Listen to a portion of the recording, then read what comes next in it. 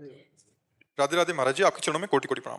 महाराज जी, इस शरीर की पत्नी का ट्यूमर के कारण 3 बार ऑपरेशन हो चुका है, इसलिए मन में बार बार एक प्रश्न आता है कि अगर सब कुछ प्रारब्ध के हिसाब से होना है तो डॉक्टर के पास ही क्यों जाएं?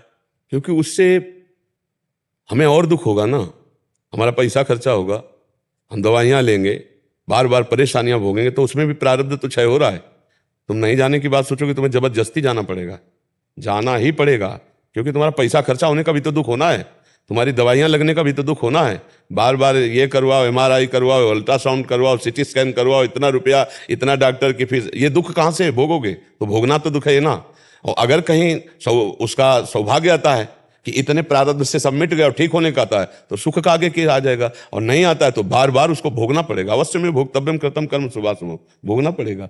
अगर आप कह दो कि मैं नहीं जाऊंगा, तो जबरदस्ती प्रारब्ध तुम्हें ले जाएगा, क्योंकि पैसा भी तो खर्चा होना है, तुम्हें बार बार भटकना भी तो है डॉक्टरों के पास, तुम्हें इंतजार भी तो करना है, तुम्हें दवाइयों को खवाना है, इसके बाद लाभ नहीं मिलना है, फिर दुख भोगना है, क्योंकि हमारा प्रारब्ध। इसीलिए हम कहते हैं होश में कर्म करो। अब लोग तो समझते नहीं है, बकरा भून के खा रहे हो, मछली खा रहे हो, नाना प्रकार के जीवों को कष्ट दे रहे हो। अब मनुष्य शरीर मिला है तो हिसाब किताब तो तुम्हारा होगा, अब पूर्व जन्म का हिसाब भोगना ही पड़ेगा। 10-10 साल मुकदमा चल जाते हैं, केवल 10-10 साल, और इसके बाद सजा होती है। सजा से ज्यादा मुकदमा में वो भोग चुका है जेल बंद होकर के। आप यहीं के कानून को देखो तो बड़ा कानून है हमारे भगवान का, बड़ा हिसाब किताब है। कोई भी बिना प्रारब्ध के दंड नहीं भोग सकता है। अब जैसे हम जा रहे हैं, अब सामने वाला जरा सा धक्का लग गया, हमें गाली देने लगा, मारने लगा, तो हमें लगता है कि हम हमारे साथ अन्याय। सच्ची समझो, ये घटना हमारे प्रारब्ध ने घटाई और भोगना पड़ेगा। अब जो हम इच्छा करके नए पाप करते हैं वो बंद कर दे, और प्रारब्ध को हम नाम जप करते हुए सह ले, तो आगे की फसल बहुत बढ़िया होगी। मान लो तो कल्याण हो जाएगा। क्यों भाई? आप इसमें समझो, पैसा खर्चा होता है ना, आपका भटकना होता है ना, बार बार जाना, इसमें दुख नहीं होता।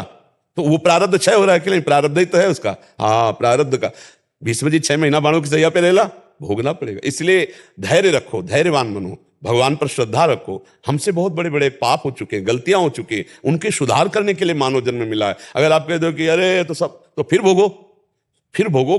खेती तुम्हें दे दी गई है, बोना तुम्हें क्या बोते हुए तुम्हारे ऊपर छूट है। ये कर्म भूमि में तुम्हें मानव जन्म दे दिया गया। तो अगर श्रद्धा करोगे तो ये जन्म तुम्हारा जैसा दुख सुख का गया, लेकिन आगे बढ़िया बन जाएगा। आगे बना लो। बहुत बहुत मतलब आप इसमें समझने की जरूरत है, इसमें समझने की जरूरत है। हम आप आज स्त्री पुरुष बने हैं, लेकिन कल हम लोगों ने बहुत पाप किए हैं, तो उनका दंड बचपन से लेकर अभी तक देखो हमको भोगना पड़ रहा है। इसलिए बहुत सावधान होकर के कर्म करना चाहिए। इसलिए हमें लगता है कि भोग जो हमारे प्रारब्ध के हैं वो आएंगे, वो दौड़ाएंगे, वो परेशान करेंगे। बहुत परेशानी होती है, बहुत परेशान। यहाँ नहीं ठीक हो गए, वहां जाओ, उस अस्पताल जाओ, अब वहां गए तो जितने कागजात हैं सब रिजेक्ट, अब उनके अलग है, अब वहां जांच करवाओ। कितने पैसा जांच में लगते हैं, आदमी बर्बाद हो रहा है। दवाई से ज्यादा आदमी बर्बाद हो रहा है जांच में, नहीं जांचे। अब पहले था नाड़ी पकड़ी या ऐसे दवाई, अब तो जरा भी कहीं कुछ है तो जाओ MRI करवाओ, CT स्कैन करवाओ, अल्ट्रासाउंड करवाओ, और इतने प्रकार की खून की जांच करवाओ कि गरीब आदमी तो जांचे भर में परेशान हो जाए, दवा तक तो पहुंचे नहीं, डॉक्टर की फीस और जांच। अब ये सब प्रारब्ध ही भोग है। और आज कोई शरीर बिरला स्वस्थ हो नहीं, high blood pressure, low blood pressure, sugar, ये वो परेशानियां देखो शरीर, क्योंकि आज का अन्न शुद्ध, प्रकृति अशुद्ध होती चली जा रही। वृक्षों का नाश हो रहा है, प्रकृति अशुद्ध होती चली जा रही। इतना खाद डाली जाती है, इतने केमिकल डाले जाते हैं कीड़ा रक्षा के लिए, कि वो सब उसी पौधे पे जाते हैं। पौधे पे जो फल लगते हैं, जो अन्न लगता है, वो जो हम पाते हैं, वो हमारे शरीर का कहीं ना कहीं ह्रास, कहीं ना कहीं पतन करने वाला, स्वास्थ्य का नाश करने वाला होता है। और आजकल तो अब तो विश्वास नहीं कि दूध है कि नहीं, केमिकल का बना है कि जानवर से, पता नहीं, विश्वास नहीं। ये घी है कि नहीं, विश्वास नहीं है। बड़ा मतलब आज देखो ऐसा समय आ रहा है कि विश्वास खत्म होता जा रहा है। जब दाल को पानी में धो तो हरापन छूटता है, बताओ, उसको भी सुरक्षित नहीं छोड़ रहे हैं कि दाल आदि, अन्न आदि, उनको भी केमिकल मिला रहे हैं उनमें। अब वो केमिकल जो खरीदेगा तो बहुत पानी से धो लेगा, तो उसमें जो प्रभाव पड़ा वो शरीर के लिए आता है। High blood pressure, low blood pressure, दिल की बीमारी, कई तरह की परेशानियां। बड़ा ये कलिकाल बड़ा भयावह है। नाम जप करके भगवान की प्राप्ति कर लो, और जो दुख सुख आए उससे सह लो। हमारी तो यही प्रार्थना है। और अगर भगवान पर श्रद्धा करोगे तो तुम्हारी ही हानि हो जाएगी। उस महान में तो कोई फर्क पड़ने वाला है नहीं, उसको कोई फर्क नहीं पड़ रहा। वो तुम्हारे हृदय में भी बैठा हुआ है, निरपेक्ष बैठा हुआ है, वो देख रहा है। अजय शर्मा जी, बटाला। सीरियल वंश आदरणीय गुरुदेव भगवान, आपके चरणों में कोटि कोटि प्रणाम। गुरुदेव भगवान, मेरा प्रश्न है कि भगवान ने जब मैया यशोदा को अपने मुख से में ब्रह्मांड के दर्शन करवाए, तब उन्होंने उन्हें विशेष नेत्र दिए, जिससे मैया यशोदा ने प्रभु के मुखमंडल का, पूरे ब्रह्मांड का दर्शन कर पाए। जब अर्जुन जी ने अपने सगे संबंधियों को नहीं मारने के लिए अपने शस्त्र फेंक दिए, तब भगवान ने उन्हें अपना विराट स्वरूप दिखाया और नेत्र दिए। महाराज जी, इन नेत्रों से जब आपका तेज नहीं झेल पाते, तो राधा नाम जपने से जब 100 सूर्यों के भी तेज प्रताप वाली हमारी राधा रानी हमारे समक्ष आ जाए, तो क्या उनको हम दर्शन कर पाएंगे? ये नाम उतनी सामर्थ्य प्रदान कर देता है, ये नाम उतनी सामर्थ्य प्रदान, जैसे हम हर बार जप रहे हैं ना, राधा राधा राधा, तो हमारे अंदर सामर्थ्य बढ़ती चली जा रही। जब हम श्री जी के दर्शन करने की सामर्थ्य प्राप्त करते हैं, तब श्री जी दर्शन देते हैं। ये नाम, गुरुदेव, आचार्य, इष्ट, ये सामर्थ्य प्रदान करते हैं। उनकी कृपा से क्या नहीं हो सकता। नरसिंह भगवान को देखकर सब डर रहे थे ना, पर प्रहलाद जी दौड़ के गए ना, प्रहलाद जी को डर नहीं लगा।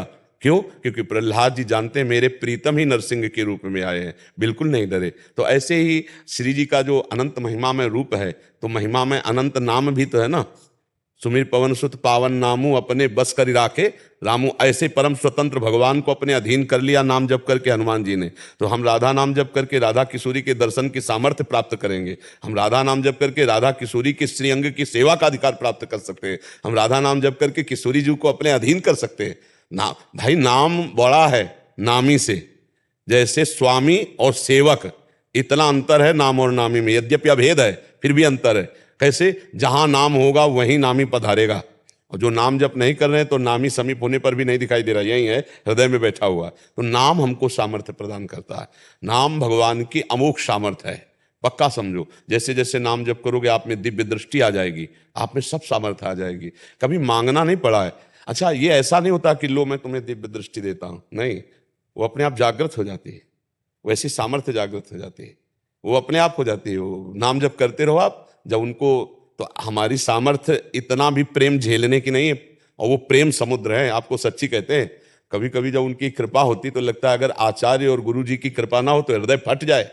महाराज जी, यही तो मेरा प्रश्न यही था कि आपका तेज झेलना हमारे लिए संभव नहीं है, तो फिर सूर्य के समान उनका तेज कैसे झेल? हाँ, जैसे आप हमारे सामने बैठे हो, लेकिन आप कह रहे हो, लेकिन आप देख तो रहे हो ना, ऐसे ही देखा जाता है।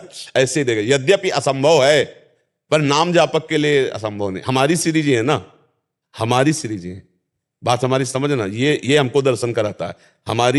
हमारे माई श्यामा जू को राज, ये हमारी सामर्थ्य होती है। तो अपनापन से, जैसे बड़े पिता जो है राष्ट्रपति है, लेकिन मेरा पिता है, तो अब दूसरों को डर लगेगा, लेकिन अपने तो जाके उनकी गोद में बैठ सकते हैं ना, मेरा पिता है ना, है नहीं? तो ऐसे ही मेरी श्री जी है ना, आप जिनकी बात कर रहे हो मेरी श्री जी है। अब बस खत्म खेल, जब मेरी श्री जी है ला, तो फिर मेरे को सामर्थ्य भी उतनी मिलेगी, उतनी सामर्थ्य मिलेगी। तो हमें वही पावर देती हैं, वही हमें दृष्टि देती हैं, हम उनको देख पाते हैं, हम उनको सह पाते हैं। नहीं तो सच्ची मानिएगा, प्रभु का प्रेम उदय होते ही हृदय ऐसे, जैसे 0 वाट में 11,000 वाट की बिजली छोड़ दे ना, चिथड़ा उड़ जाए, ऐसे हृदय फट जाए। सांसारिक प्रेम को तो झेल नहीं पाता, सांसारिक दुख सुख को तो झेल नहीं पाता। आप सोचो, इतना आनंद समुद्र, जिस आनंद समुद्र के एक बिंदु के एक अंश से सीकर, जो आनंद सिंधु सुख राशि और सीकर तय त्रैलोक सुपास। सीकर कहते जैसे एक बिंदु ऐसे बूंद लिया और उसको चट में मारा तो उसमें जो कण निकले उसे सीकर कहते। एक सीकर से अनंत ब्रह्मांडों को सुख प्राप्त हो रहा है, एक बूंद के एक सीकर से अनंत ब्रह्मांडों को सुख प्राप्त हो रहा है। वो सुख समुद्र भगवान जब हमें मिलेगा तो हालत क्या होगी। यही भजन, यही गुरु कृपा से सामर्थ्य आती है। जब वो आनंद समुद्र गले लगाएगा तो हालत क्या होगी। एक सीकर सुख में तो देख लो पूरा ब्रह्मांड फंसा हुआ है, और वो आनंद समुद्र जब सामने हो फिर हालत क्या हो। ये गुरु कृपा, ये गुरु मंत्र, ये नाम जप, ये बल प्रदान करता है। तो अब उस आनंद में देखते हुए भी न मूर्छित होता है, न प्राण निकलते हैं। तभी तो सेवा में जाता है, श्री चरणों की सेवा कर रहा है दास, तभी तो वो सामर्थ्य आती है उसके अंदर। क्यों आंखों में आंख मिलाकर अंजन लगा रहा है। नहीं, जब श्रृंगार करते हैं अपने इष्ट का तो सब श्रृंगार करने का सौभाग्य मिलता है। दर्शन की तो बात जाने दो, सब सेवा का सौभाग्य प्राप्त होता है रसिकों को। ये नाम मंत्र में बहुत दम है, बहुत सामर्थ्य है। नाम मंत्र कभी निष्फल नहीं होता, अपार सामर्थ्य। और देखो हम कहीं ना कहीं भूले हैं, जब हम देह भाव में हैं तो हम मनुष्य हैं, लेकिन स्वरूप भाव में देखो तो हम परमात्मा के अंश हैं। नहीं, लेकिन मानते नहीं हम। हाँ, इसीलिए भ्रमित हो चुके हैं। और अब अध्यात्म सुन करके तो पता चली जाएगा, फिर धीरे धीरे मानने लगेंगे। देखो सुना जाता है, सुनते सुनते जब बहुत बार सुना जाता है तब मन में आ जाता है। नहीं, बहुत मान रहे हैं, हजारों लोग गलत आचरण छोड़ रहे हैं, गलत नशा छोड़ रहे हैं, तो धीरे धीरे उनको समझ तो आ ही रही है कि यार ये गलत है, ये सही है, तो धीरे धीरे ये भी समझ जाएंगे कि शरीर छूटेगा, यार शरीर तो मैं नहीं हूं, मैं तो अविनाशी हूं, जो मैं जागृत में वही मैं स्वप्न में, वही मैं सुषुप्त में, तो ये अवस्थाएं तो शरीर के, लेकिन मैं दृष्टा हूं। अगर इतना ज्ञान धीरे धीरे बढ़ जाए तो जीवन मुक्तता की तरफ हम चल दे। तो आप आनंदित रहिए, नाम में बड़ी सामर्थ्य है, वो सब सामर्थ्य दे देंगे। काजल जी, राधे राधे महाराज जी। महाराज जी, आपके चरणों में कोटि कोटि प्रणाम। महाराज जी, मेरी जिंदगी में एक ही परेशानी है, शरीर के संबंधियों की बातें सुनकर मेरे मन में जलन पैदा होती है, जिस कारण मैं राधा नाम की जगह उस इंसान के बारे में सोचकर अपना समय व्यर्थ कर देती हूँ। कृपया महाराज जी मेरा मार्गदर्शन करें कि मैं उस समय देखो, हृदय को आनंदित रखने के लिए राग और द्वेष, अगर अध्यात्म की जगह में आकर यहाँ प्रश्न किया है तो यहाँ आध्यात्मिक उत्तर मिलता है। राग और द्वेष ये दो ही बहुत बड़े बंधन हैं। व्यक्ति, वस्तु, स्थान की अनुकूलता में राग और प्रतिकूलता में द्वेष होता है। चाहे वो वस्तु हो, चाहे व्यक्ति हो, चाहे स्थान हो, पदार्थ हो, जो हमारे अनुकूल होता है उसमें राग हो जाता है, और जो प्रतिकूल होता है द्वेष होता है, और राग द्वेष में फंसने वाला आवागमन चक्र में ही फंसा रहता है। हमें चाहिए कि जिनके प्रति हमारा द्वेष होता है उनमें हम भगवत बुद्धि करें। भगवत बुद्धि के बिना इस द्वेष को मिटाया नहीं जा सकता। जो हमारे प्रति प्रतिकूल व्यवहार करे उसके प्रति भी हम यदि अनुकूल व्यवहार करते हुए भगवत भाव रखें तो हमारा हृदय भगवान की प्राप्ति के योग्य हो जाता है, आनंद की प्राप्ति के योग्य हो जाता है। नहीं तो फिर चिंतन तो उसी का होता है, राग और द्वेष का। ऐसा नहीं कि केवल प्रतिकूल ही चिंतन होता है, अनुकूलता का चिंतन होता है, राग का चिंतन होता है, प्रतिकूलता का चिंतन होता है, द्वेष का चिंतन होता है, लाभ का, हानि का, मान का, अपमान का, दुख का, सुख का, यही तो द्वंद्व है। और जो द्वंद्वों में फंसा हुआ है वो अगला द्वंद्व है जन्म और मरण। बार बार जन्म, बार बार मरण। अगर जन्म मरण रूपी द्वंद्व से मुक्त होना चाहते हो तो राग और द्वेष का त्याग करो। किसी में भी राग नहीं, सब भगवान के स्वरूप, किसी में भी द्वेष नहीं। हाँ, अजात शत्रु वही कहलाता है जो भगवान का भक्त होता है, और जो भगवान का भक्त होता है वो अजात शत्रु। अजात शत्रु जिसका दुश्मन कोई पैदा ही नहीं हुआ, सब में अपने प्रभु को देखना। उमा संत कहे यही बड़ाई, मंद करत जो करे भलाई। संत हृदय वही है जो बुरा करने वाले पर भी मंगल भावना करे। ऐसे हम जलते रहेंगे चिंतन करके द्वेषात्मक, तो भजन की तो बात जाने दो, और नकारात्मक सोचे आना, और ऐसी नकारात्मक सोच आएंगे कि भगवान से भी अश्रद्धा होने लगेगी। इसलिए सावधान हो जाए।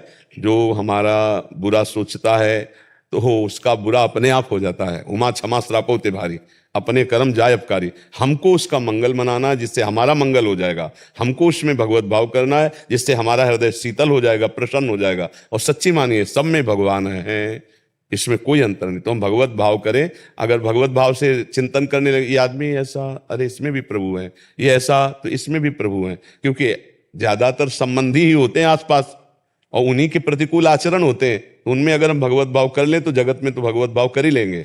अगर अपने संबंधियों में भगवत भाव नहीं कर पाए तो हमें लगता है चाहे मंदिर जाओ और चाहे वृंदावन आओ, वो लाभ तो नहीं मिलेगा जो आपको सब में भगवान देखने पर लाभ मिलेगा। क्योंकि राग द्वेष बना रहा तो यहाँ भी आपको दोष दर्शन होगा, वृंदावन में भी सब जगह निर्दोष स्थिति थोड़ी तुम देख पाओगे, कहीं ना कहीं दोष दर्शन करोगे, फिर और अपराध बन जाएगा और शांत हो जाओगे। तो नाम जप करो, सब में भगवत भावना करो। जब चिंतन हमारा द्वेषात्मक होने लगे तो सोचो, हे भगवान करुणा करो, मुझे सामर्थ्य दो, आप इस शरीरधारी के अंदर हो, बस मुझे यही दिखा दो, यही भावना पुष्ट कर दो। ये बाहरी क्रियाएं देखना अज्ञान है, कारण तत्व को देखना है ज्ञान। कारण सबके श्री प्रभु हैं, श्री गोविंद हैं, श्री हरि हैं। उसी हरि को देखो तो ये गलत चिंतन जो होकर के द्वेष भाव बनता है इसका नाश हो जाएगा। अन्यथा ये हमें परेशान कर देगा, पूरा जीवन अशांत हो गए। पक्का समझिए, जो दूसरों की गलतियों को ध्यान में ला करके जलता रहता है तो पूरा संसार ऐसा है कि हमें प्रतिकूलता ही मिलती चली जाएगी। हम कब तक जलेंगे? थोड़ा हमें विवेक धारण करना है, अपने को जलन से बचाना है, क्योंकि हमारा जीवन आनंद के लिए मिला है। और ये आनंद है क्या? हम देख देख के जल रहे हैं, सोच सोच के जल रहे हैं। अरे तेरे भावे जो करे भलो बुरो संसार, नारायण तू बैठ के अपनो भवन बुहार। अपने हृदय को आनंदित करने के लिए सब में भगवत भाव करो। अध्यात्म से तो यही उत्तर है। और व्यवहार में है कि भाई जिनसे नहीं पटती अलग हो जाओ, चिंतन करके जलने की जरूरत क्या है। पर अध्यात्म अलग होने की बात नहीं, अध्यात्म कहता है कि विचार से अलग हो जाओ। जो आपके अंदर वो अशुद्ध द्वेषात्मक विचार, उसको त्याग दो, आनंदित हो जाओगे, कोई परेशानी। कबीरदास जी तो कहते हैं, निंदक नियरे राखिए, आंगन कुटी छवाए, बिना साबुन बिना पानी निर्मल करे शोभाए। जो हमको निंदा करते हैं, जो हमसे द्वेष करते हैं, वो हमको और उन्नति में पहुंचाते हैं। पर ये समझ में नहीं आता है अज्ञान होने का, इसलिए हम खुद द्वेष करने लगते हैं और उनकी निंदा करने लगते हैं। तो ऊंचाई की जगह हम नीचाई में पहुंच जाते हैं, हमारा हृदय जलने लगता है। साधो निंदक मित्र हमारा, जो हमारी निंदा करता है हमारे सारे पापों को नष्ट कर देता है। तो हमारी बुराई करने वाला, हमसे द्वेष करने वाला, हमारी निंदा करने वाला हमारा बड़ा हितकारी है। और हितकारी के प्रति जलन क्यों होती है? अज्ञान के कारण। वास्तविक सिद्धांत को समझो, अध्यात्म के, तो कहीं दुख स्पर्श नहीं कर सकता। जी महाराज जी, आपके चरणों में कोटि कोटि नमन। गुरुदेव, कुछ भी ना होने पर भी ये अभिमान बना रहता है, अपनी नकली विनम्रता का अभिमान, कम करने की कोशिश का अभिमान, ये एहसास भी भगवान की कितनी कृपा है इसका अभिमान, फिर ये डर लगता है कि भगवान जब कृपा करेंगे, ये अभिमान तोड़ेंगे तो मैं इसको सह पाऊंगा या नहीं सह पाऊंगा, उसका भी हाँ, डर लगा रहता है। ये बात तो सही है। ये डर तो होना ही चाहिए, क्योंकि जब ऑपरेशन का नंबर आता है तो सबके हृदय कांप जाते हैं ना। तो ये बहुत बड़ा फोड़ा है। संस्कृति मूल शूल प्रदनाना, सकल शोकदायक अभिमाना, ताते करें कृपा निधि दूरी, सेवक पर ममता अति पूरी। ये संस्कृति का मूल, अविद्या का स्वरूप, ये अहम जो है, ये बहुत खतरनाक है। यही हमें भगवान से मिलने नहीं देता। तो ऐसे अगर इसे हम विचार पूर्वक देखें तो इसमें केवल कृपा ही कृपा दिखाई देती है। अभिमान करने का तो कहीं हमें कोई सूत्र ही नहीं समझ में आता कि अभिमान हम क्यों करें। तो जो अभिमान ना करने का अभिमान, वो भी अभिमान ही तो है ना। जैसे हम किसी पद के प्राप्ति का त्याग करते हैं वाहवाही सुनने के लिए, जैसे कोई हमें चीज मिले, हम उसका अभिमान की धन्यता, और तो उसमें भी अभिमान छुपा होता है कि सब लोग वाह वाह बड़े त्यागी हैं आदि आदि में। तो हम जब गौर से, विशेष ध्यानपूर्वक, भक्ति परायण हृदय से देखें तो अभिमान की कोई गुंजाइश ही नहीं है। जो दैन्यता है वो ठाकुर जी के आश्रय से आई है। जो पवित्रता है, जो ज्ञान है, जो भजन है, जो भक्ति है, वो सब कृपा से ठाकुर जी की आई। तो कृपा हम पर है, इस बात का अभिमान तो है और बना रहना चाहिए कि हम पर ठाकुर जी की बहुत कृपा है। वैसे तो मैं नीच हूँ, अदम हूँ, पर ठाकुर जी की बड़ी कृपा है। कृपा का भरोसा, तो कृपा का भरोसा करके जो एक अंदर गर्व प्रकट होता है आराध्य देव के प्रति, वो दूषित नहीं है। अस अभिमान जाय जन भोरे, मैं सेवक रघुपति पति मोरे। मेरे परम प्रीतम प्रभु जुगल सरकार हैं और मैं उनका सेवक हूँ, ये गर्व है हमें। तो ये गर्व तो प्रशंसनीय है। लेकिन गुणाभिमान होना या त्यागाभिमान होना या भजनानंदी का अभिमान होना, ये थोड़ा घटना पैदा कर सकते हैं कोई ऐसी जिसमें भारी उपहास होने का डर है। और ये डर बना रहना चाहिए। यही डर है जो अभिमान को बढ़ने नहीं देगा, क्योंकि वो बड़े लीला बिहारी हैं। एक झटके में सब चकनाचूर हो जाएगा एक झटके में सब मिट्टी में मिल जाएगा। तो ये डर बना रहेगा ना, तो अभिमान का वृक्ष नहीं बन पाएगा। अंकुरण होगा, वो चुपचाप शांत बैठा रहेगा और एक दिन वो मिट जाएगा। क्योंकि आप खड़े तो हैं नहीं, साधन पथ पे चल रहे हैं, तो वो नष्ट हो जाएगा। पर ये बड़ी उत्तम विचारधारा है कि अपने किंचन मात्र दैन्य आदि भाव के भी अभिमान को हम देख पा रहे हैं। चोर को अगर हम चोर समझ कर देखेंगे ना तो हम बच जाएंगे, और चोर को जब मित्र समझ के देखेंगे तो लुट जाएंगे, पीट जाएंगे, फिर वो हमें लूट सकता है। तो ये हैं काम क्रोध लोभ मोह मद मत्सर, ये ठग हैं और यही लूटते हैं। जब हमारे हृदय में दिखाई दे रहा कि इस बात का मद है, गर्व है, अभिमान है, तो हम सावधान हो जाते हैं। जब हम सावधान हो जाते हैं तो ये बढ़ नहीं पाएंगे। और जब हम असावधान होते हैं तो इसका हमारे अंदर ऐसा विस्तार होता है कि हम दूसरों पर दोष दर्शन करते हैं, फिर उसका पतन होने की गुंजाइश रहती। गुंजाइश पतन होने की इसलिए रहती कि भगवान को अच्छा नहीं लगता है। तो या तो ऐसे लक्षण देखकर भगवान से प्रार्थना करे कि प्रभु अब जैसे आपके हैं, हमें डर लग रहा है कि आप कोई ऐसी लीला कर देला जो मैं सह न पाऊं, तो लात इसको हटा दो। प्यार से भी तो हट जाएगा। अभी फोड़ा ऑपरेशन लायक नहीं है, अभी इंजेक्शन से दब जाएगा। तो भगवान अगर थोड़ा ज्ञान स्फुरित कर दिए तो शांत हो जाएगा। और जब विशाल बन जाता है तब भगवान को ऑपरेशन करना पड़ता है। विशाल इस कोटि का होता है कि समझाने से नहीं समझ में आता। जैसे देवर्षि नारद जी को यह अभिमान हो गया कि हम काम विजयी हैं। काम, मलय मारुत, अप्सराएं, सब बसंत ऋतु, ये सब उपस्थित हुए और देवर्षि नारद को लुभाने की कोशिश की। वो भगवान के चिंतन में ऐसे डूबे कि कोई फर्क ही नहीं पड़ा। फिर कामदेव साष्टांग दंडवत हुआ, उनका डरो मत, जाओ हम तुम्हारा अहित नहीं करेंगे। अब बड़ा अंदर, अब विजय, काम पर विजय प्राप्त बहुत बड़ी बात होती है ना। भगवान शंकर के पास गए इसलिए कि भगवान शंकर ने तो काम को भस्म कर दिया था और हमें क्रोध भी नहीं आया। तो मतलब हम कहीं ना कहीं अहम स्फुरित हो गया। तो भगवान शंकर ने कहा देखो आप भगवान के भक्त हो, काम विजय प्राप्त करना कोई बड़ी बात नहीं है। हमारे सामने तो चर्चा कर दी, लेकिन हरि के सामने मत करना। मना किया शंकर जी ने, तो भी नहीं समझ में आया, क्योंकि अहम अब बड़े जोर का हो गया, क्योंकि बहुत बड़े योद्धा को परास्त कर दिया ना काम को। अब सीधे हरि के पास गए, प्रणाम नमस्कार हुआ, सीधे चर्चा काम की कर दी कि काम विजयी, हमने काम को परास्त कर दिया प्रभु आपकी कृपा से। ऐसे कहा, लेकिन वो कृपा शब्द बहुत हल्का था, बात अंदर गर्व की थी। तो भगवान ने कहा नारद जी आपने काम परास्त कर दिया, ये तो कोई आश्चर्य की बात नहीं, आपका जो स्मरण करें वो काम विजयी हो जाए। तो मानो बढ़ती आग में पेट्रोल डाल दिया गया। नारद जी ने कहा जी प्रभु आपकी कृपा है से। अच्छा चला जाए। भगवान ने कहा अच्छा। और रचती रास्ते में माया तुमने कई बार सुनाया है, नारद जी को ब्याह नजर आया कि अब ब्याह हो जाए, भजन साधन तो कुछ होगा ले, पर भगवान ने बचा लिया मरकट रूप दे करके। वो बड़ा प्रसंग है। तो जब हमें कोई अहंकार किसी विषय का हो जाता है तो भगवान उसको समझाने के लिए हमें साधु संग देते हैं। अगर हमें आज समझ में आ जाए तो फिर ऑपरेशन की जरूरत ही नहीं होती है। तिनकी संगति रहे तो जाति कुल मद सब नंसई। अच्छा आपका क्या है कि अपवित्र अहंकार नहीं है।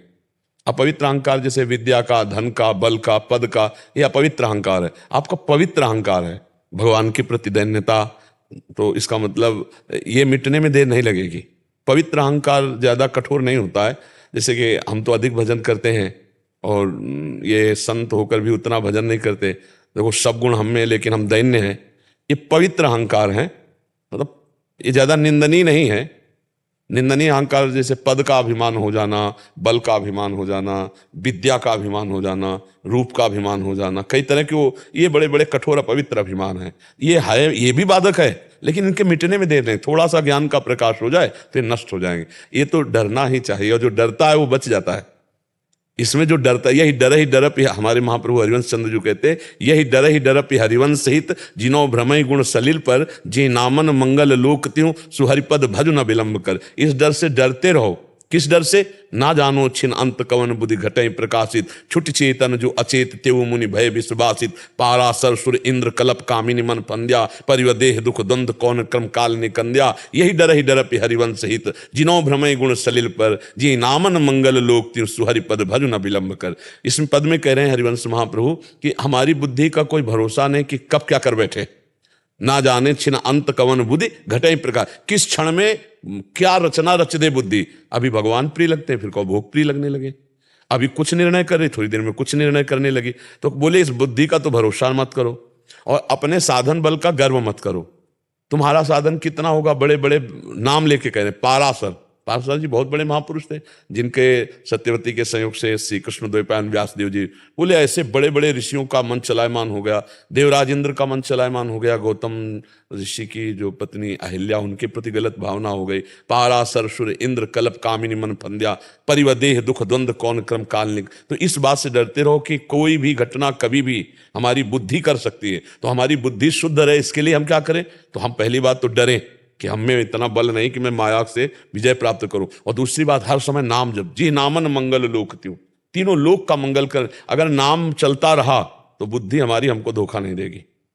होए बुद्धि जो परम सयानी, तिन तन चितई ना नहीं जानी। अरे हमारा नाश हो जाएगा, मैं ऐसा कार्य नहीं करूंगा। तो बुद्धि सयानी होगी तो निकल जाएगी। तो सयानी बुद्धि किसे कहते हैं? ईश भजन सारथी सुजाना। बुद्धि सारथी है, इस शरीर रूपी रथ की बुद्धि सारथी है। मन लगाम है, इंद्रियां घोड़े हैं। अगर बुद्धि में निरंतर नाम जब चल रहा है तो सुजान बुद्धि लगाम खींचे रहेगी, इंद्रिय रूपी घोड़े सही मार्ग पे चलते रहेंगे। तो हम प्रभु का नाम जप करें, और ये डर तो बना ही रहना चाहिए। माया से इस बात में डरते रहना चाहिए कि कहीं कभी हमसे कोई गलती ना हो जाए, कहीं चूक ना हो जाए, कहीं अभिमान ना आ जाए, कहीं मान प्रतिष्ठा में मन न फंस जाए, कहीं बड़ाई प्रशंसा सुनने की इच्छा ना हो जाए। तो भगवान से प्रार्थना करते रहना चाहिए, और हम सब करते हैं। हम सब प्रभु से ही प्रार्थना करते हैं, क्योंकि इस प्रचंड माया में वही हमें बचा सकते हैं। नहीं, गर्व होने में देर थोड़ी लगता है। नारद जी कोई साधारण संत है? अवतारी संतों में है। जब उनको गर्व हो गया तो हम आपको तो हो ही सकता है। इसलिए डरते रहें, डरते रहेंगे। छोटे बन के निकलोगे तो निकल जाओगे, और बड़े बनोगे तो परीक्षा आ जाएगी और फेल हो जाओगे। बड़े बनने में फौरन प्रश्न माया खड़ा कर देगी। जो एक कह के आया ना कि हम काम विजयी हो गए, सो सामने देखा कि राजनगर छाया, बड़ा उत्सव हो रहा है, बोले स्वयंवर हो रहा है। तो ऐसे चले गए वहां। राजा ने आकर के अपनी कन्या को प्रणाम, और कन्या क्या थी? साक्षात विश्व मोहिनी माया। जो ही नारद जी ने रेखा देखी और चेहरा देखा, हो गया वजन, वीणा रख गई। अब उनको ही मन में आया कि मैं ही ब्याह करूं। इस बदल गया दिमाग। तो इसलिए कब दिमाग बदल जाए तो हे भगवान हमारी बुद्धि शुद्ध रहे, हमें कोई अभिमान ना आवे, और ये बात अंदर डर बैठा रहे कि मेरे से गलती ना हो, तो फिर वो निकल जाएगा। भगवान का डर, भगवान के भक्तों के द्वारा दिए हुए उपदेश का उल्लंघन हो, इस बात का डर, समाज का डर, कानून का डर, ये कई डर हैं जो हमको सुरक्षित रखते हैं। अगर ये डर ना हो तो हम मनमानी आचरण में आगे बढ़ते चले जा सकते हैं। तो ये डर अच्छा है। हाँ, ये भी भय, जैसे तुम कहते हो, ये भी भय लगता है कि हमारे मालिक बड़ी लीला बिहारी, ऐसी कोई लीला न कर दे जिसको हम समझ ही ना पावे और सह ना पावे, दोनों बातें हैं। पर हम ये उनके दुलार से कहते हैं कि अगर बच्चा 100 ग्राम उठाना वजन जानता है तो वो 900 ग्राम ही देंगे, 1.5 किलो नहीं देंगे, क्योंकि उनको पता है कि हमारा भक्त किस कोटि का है। तो परीक्षा भी अगर लेंगे या कोई दवा भी देंगे अहंकार नाश की, तो बहुत हिसाब से देंगे जिससे हम विचलित नहीं होंगे। हम जीवन भर की बात बता रहे हैं, बच्चापन से इस मार्ग में लगे कि कभी कोई ऐसी बात हुई है तो भगवान ने करो सदा तिनके रखवारी, जिम बालक राखे महतारी, वही हमको संभाला है। नहीं तो टूटने के तो लाखों घटनाएं हैं जो टूटने की थी कि मतलब, लेकिन संभालने की, उनके दुलार, उनके प्यार की, तो उन पर भरोसा रखो, बड़े करुणा में है। कभी ऐसा वो कर ही नहीं सकते कि हम सह ना पावे और फिर हमारा जीवन, हमारा प्राण सब कुछ समर्पित है। तो जो गालियां देते हैं, जो भगवान का तिरस्कार करते हैं, भगवान उनको तो दुलार करते हैं, फिर शरणागत भक्त को भगवान दुलार ना करें, ऐसा कैसे हो सकता है? जो गालियां देते हैं उनको भी भगवान प्यार करते हैं, क्योंकि जैसे अपना बच्चा बदमाश हो तो प्यारा भी होता है। कितना भी बदमाश हो, गुस्सा में जरूर कहेंगे कि मरे, हमारी बात नहीं मानता है, बहुत गलत चलता है, पर अगर घटना घटेगी तो हम हर कोशिश करेंगे कि लड़के को बचा ले। ऐसे हम बुरे हैं लेकिन है तो भगवान ही के, माने या ना माने। जैसे कह दे हम बाप को नहीं मानते, तो बाप को नहीं मानते तुम कह रहे हो, लेकिन बाप तो मान रहा है।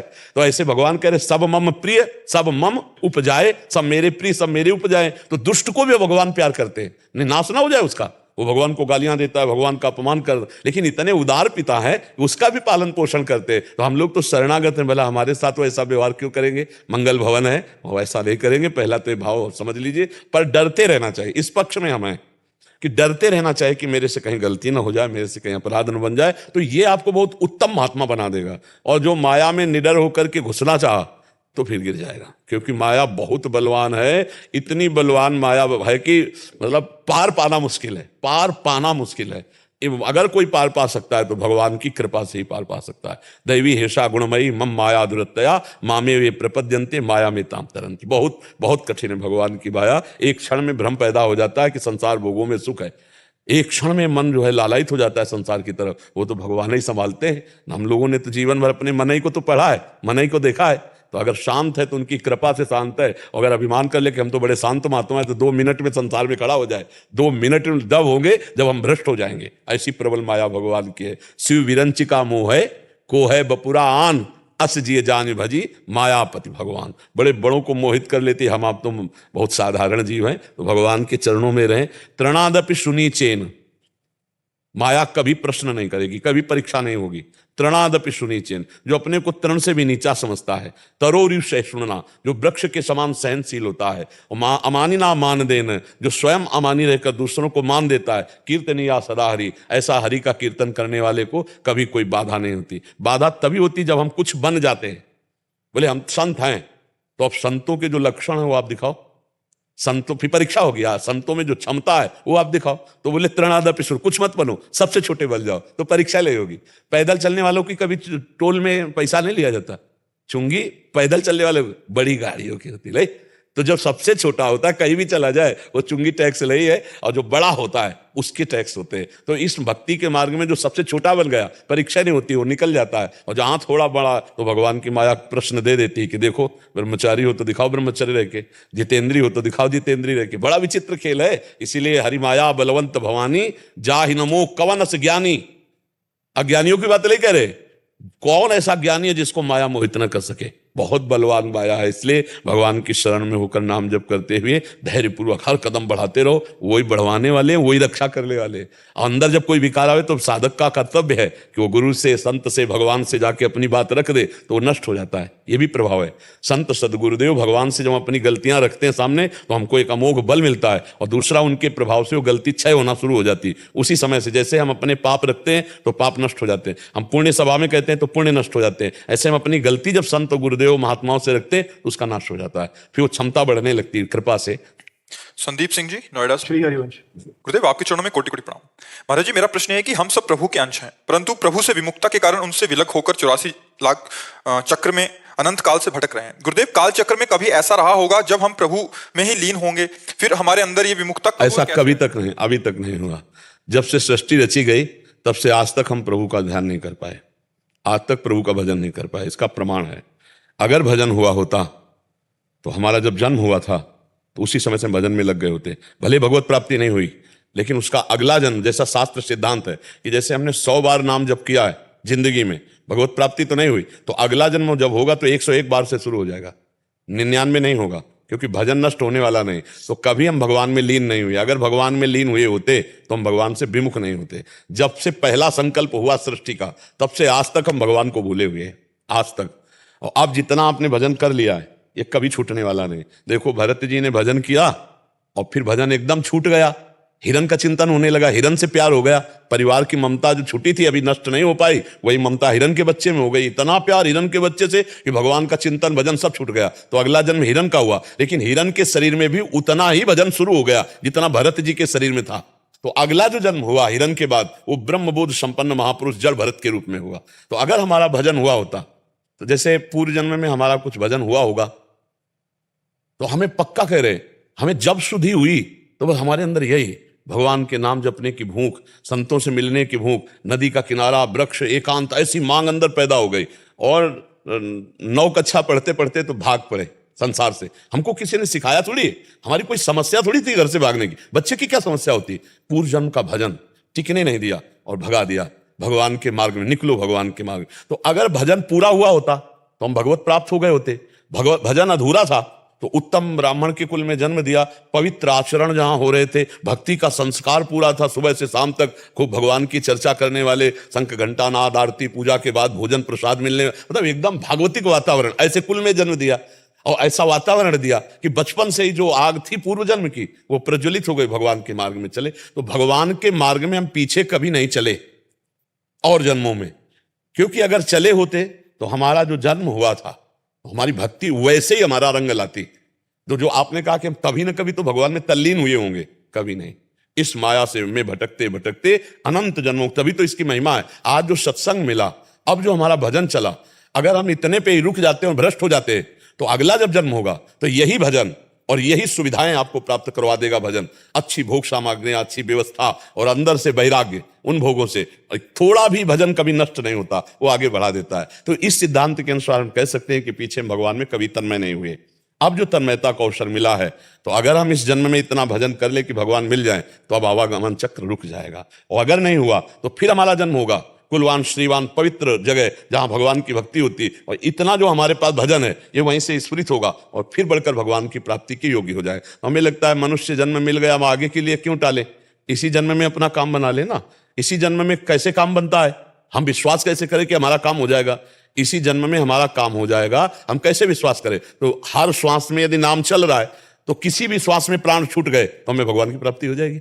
अंतिम श्वास का निर्णय होता है, फाइनल। अंतिम श्वास में यदि राम कृष्ण हरि राधा कुछ भी बोल दिए तो आपका भगवत प्राप्ति हो जाएगी। तो हम इसीलिए हर श्वास में अभ्यास करते हैं, हर मिनट में अभ्यास करते हैं। पता नहीं कौन सा मिनट, कौन सी श्वास हमारी आखिरी है, वही आखिरी श्वास में राधा बोला, भगवत प्राप्ति हो गई। बबली धीर जी कपूर। राधे राधे महाराज जी। महाराज जी, मुझे संत महापुरुषों के सानिध्य में रहना, उनके प्रवचन सुनना बहुत ही अच्छा लगता है। संत महापुरुषों में ही युगल सरकार के दर्शन होते हैं, मंदिरों में जाकर दर्शन करने की इच्छा अभी नहीं होती। महाराज जी, इसमें कोई अपराध तो नहीं हो रहा? हाँ, कोई अपराध नहीं, पर अवहेलना भी ना करे, अवहेलना भी ना करे। अपराध तो नहीं, ना जाए तो ना जाए, पर निंदा न करे कि हमें मंदिर में ऐसा नहीं करे, क्योंकि अर्चा अवतार विग्रह रूप में भगवान विराजमान है, तो हमको ऐसा नहीं कहना है। हाँ, अच्छा है संत भगवान ने भी स्वयं कहा है कि ना हम बसामि वैकुंठे योगी नाम हृदय चन में मद भक्ता यत्र गायंती तत् तिष्ठामि नारदा। जहाँ मेरे संत जन मेरा गुणगान करते वहीं मैं विराजमान रहता हूँ। न मैं बैकुंठ में रहता हूँ, न मैं योगियों के हृदय में रहता हूँ। जहाँ मेरे भक्त मेरा गुणगान करते वहाँ मैं रहता हूँ। तो नाम वाणी जहाँ श्याम श्यामा तहाँ रसिकों के संग। पर हम मंदिर की अवहेलना नहीं कर सकते, क्योंकि हमारे प्रभु का एक अवतार है अर्चा विग्रह अवतार। तो अर्चा विग्रह के रूप में मंदिर में भगवान विराजमान है।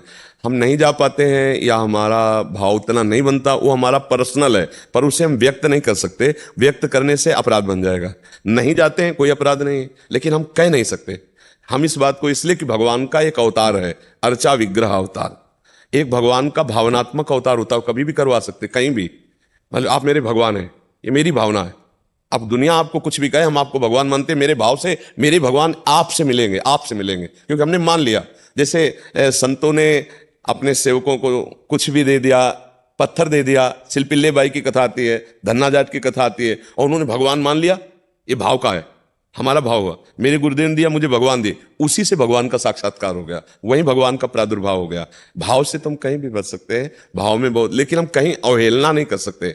हम क्या होता है, अपने भाव को पुष्ट करने के लिए जब अन्य अवहेलना कर देते हैं तब अपराध बन जाता है। जैसे आपका भाव हमारे प्रति बन रहा है, ये हमारे लिए तो परब्रह्म परमात्मा सब कुछ हमारे, पर इनके जैसे और संत नहीं है, और संतों आप गड़बड़ कर रहे हो, आप गड़बड़ कर रहे हो, अब जो है आप अपराध कर रहे हो। सब संतों का अपराध कर दोगे तो यहां से भी भाव बिगड़ जाएगा। इसलिए हमारी प्रियता है, बस इतनी बात है। और जगह अगर आपसे कोई पूछ रहा है और जगह, तो जब हम और जगह जाते नहीं तो हम क्या बताएं आपको, नहीं और संतों के प्रति, तो हम अपने गुरुदेव में सबको देख रहे हैं तो हम और क्या बताएं। तो हम अपनी जबान को बहुत संभाल करके बोले तो वाणी से अपराध से हम बच जाएंगे।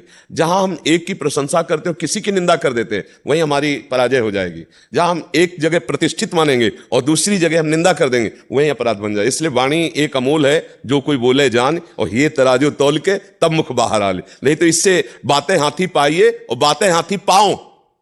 बात में हाथी इनाम में दे दिया गया और बात में हाथी के नीचे कुचला दिया गया। सारा खेल बातों का ही तो है। तो बहुत संभाल करके वाणी बोली जाए।